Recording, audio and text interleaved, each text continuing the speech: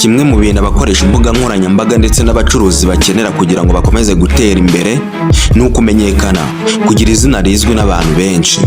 Aha ni ku ruhande rw'abakizamuka, muri make bataramenyekana, ariko babandi bamaje kumenyekana nabo bahorana impungenge y'uko izina ryabo ryazaho icyasha. Niyo mpamvu bahora barwana n'ibintu byose bishaka kubashyira hasi.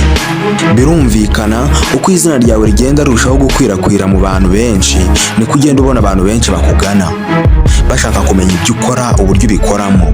Muri make bigufasha mu iterambere ryawe. Si naho gusa bishyirwa, kubera ko no mu buzima busanzwe kugira ngo umuntu akugirire icyizere biterwa n'uko agutekerezaho, n'uko azi izina ryawe, n'uko akuzi wowe. Muri make kugira ngo tubone amahirwe menshi biterwa n'uburyo abantu badutekerezamo n'uburyo izina ryacu barizi. Ubundi uko abantu bagutekereza, uko bagufata, uko izina ryawe rikwirakwira mu bantu bifite akahe kamaro?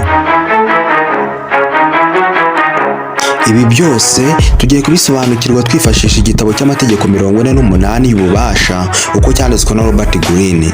Turarebera hamwe itegeko rya 5. Impamvu duhereye kuri iri tegeko rya 5 nuko abanza twavuze mu biganiro byatambutse.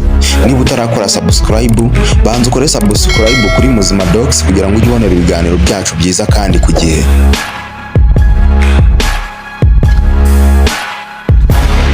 Ibintu byinshi bishingira ku izina ryawe ryiza. Ririnde n'ubuzima bwawe bwose. Izina ryiza ni ryo shingiro ry'ububasha. Binyuze mu izina ryiza gusa ushobora gutera ubwoba cyangwa gutsinda. Ariko iyo ryangiritse uba ufite intege nke kandi ugaterwa n'uburyo bwose. Tuma izina ryawe ritanduzwa na rimwe. Horana amakenga ku bitero bishobora kuza maze ubiburizemo bitarabaho. Hagati aho umenye uko usenya abanzi bawe ugaragaza inenge mu mazina yabo, hanyuma ureke rubanda bagira ibyo bikorera. Mu gihe cy'intambara y'ubwami butatu bwo mu Bushinwa hagati mu kinyejana cya 3 hari umujenerali ukomeye cyane. Umujenerali wari uzwiho nk'umunyabwenge kandi w'umuhanga, Chu Koryang. Uyu Chu Koryang yari ayoboye ubwami bwitwa Shu. Igihe kimwe yigeze kohereza ingabo ze nyinshi cyane mu nkambi ya kure, wasigarana n'ingabo ze nkeya cyane mu mujyi wari uri aho ngaho. Mu buryo butunguranye cyane yaje kwakira amakuru y'uko hari abanzi be bamwatatse bari kumwegera. Izo ngabo zari 150 ziyobowe n'umwami witwaga Sima Yi. Mwibuke yari afite ingabo 100 zonyine. Ahangaha byitegwaga ko bagiye gufata uyu muyobozi Riyanga bakamukorera iyicarubozo. Akimara kubimenya Uriyanga yahise abona ko bimurangiranye, ahita ategeka ingabo ze zose kwihisha kandi zigakingura amarembo y'uwo mujyi. Nanone ategeka ko bamuzanira iningiri akaba yicurangira. Barayimuzaniye, arangije agenda yicara hejuru y'urukuta rw'uwo mujyi aba yicurangira. Sima Yi akibibona yahise agira ngo ni agatego.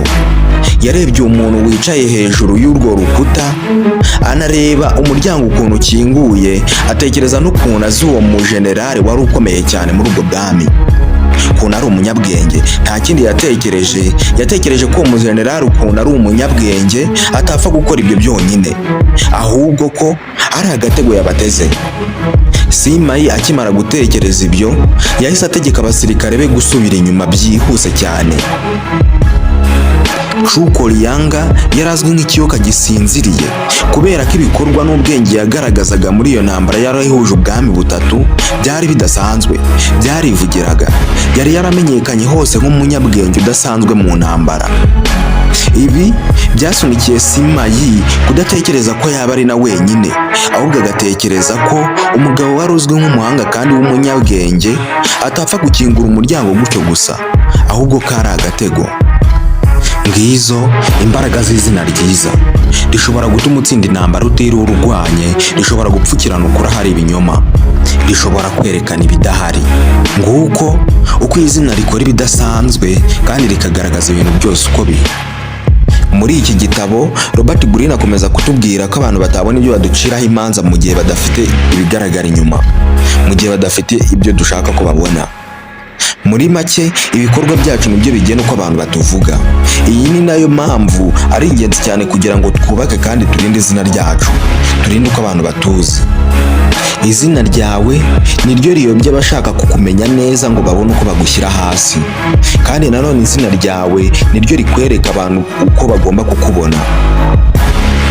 Kandi nanone akomeza ashimangira ko uko izina ryawe rizwi bifite imbaraga nyinshi cyane ugereranyije n'imbaraga wakoresha n'amaboko yawe. Kuba ibikorwa byawe byagaragara nk'ibitangaza cyangwa se nk'ibiteye ubwoba, byose bishingira ku izina ryawe.